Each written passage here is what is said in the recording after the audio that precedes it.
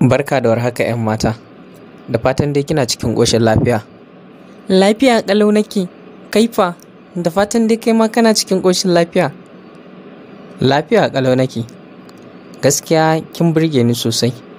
Duk da cewa yau ne haɗuwana da ke na farko kuma a cikin jirgi. Gaskiya na ga yanayinki ne ya burge ni da kuma yanayin halayyarki. Zan so in kasance tare da ke a matsayin masoya. Idan dai har hakan ba zai zamanto damuwa a tattare da ke ba. Idan ka furta kalmar so a tattare da ni, na amince, hakan yana nufin cewa min zama masoya kenan?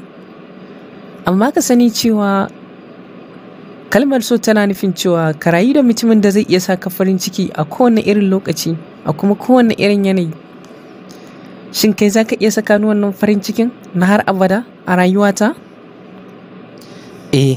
Tabbas zan saki farin ciki maras adadi, in kore miki dukkanin damuwar da take zuciyarki, sannan in zaman tolin zamun rayuwarki, wanda zai nuna miki dukkanin hanyar da zaki bi domin ki tsira da mutuncinki da kuma samun farin ciki maras adadi. Na yarda zan zama uban 'ya'yanki a kowane irin yanayi. Zan saki farin ciki fiye da ma yadda kike tunani. To shikenan, ba damuwa, na aminta da soyayyarka. Allah ya sa dai ka zamanto mai cika alƙawari akan alƙawarin da ka ɗauka na za ka sani farin ciki na har abada. Domin ni ban damu da dukiya ba ko kuma wani abu na musamman, amma dai na fi so in samu mutum na musamman wanda zai iya kulawa da rayuwata a kowane irin yanayi. Na ji daɗin haɗuwa da ke, kuma zan yi farin ciki sosai. Na gode.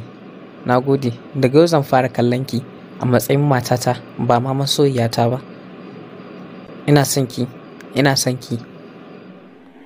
Hausa Cartoon TV za ta ba mu nishaɗi. Hausa Cartoon TV za ta ba mu nishaɗi.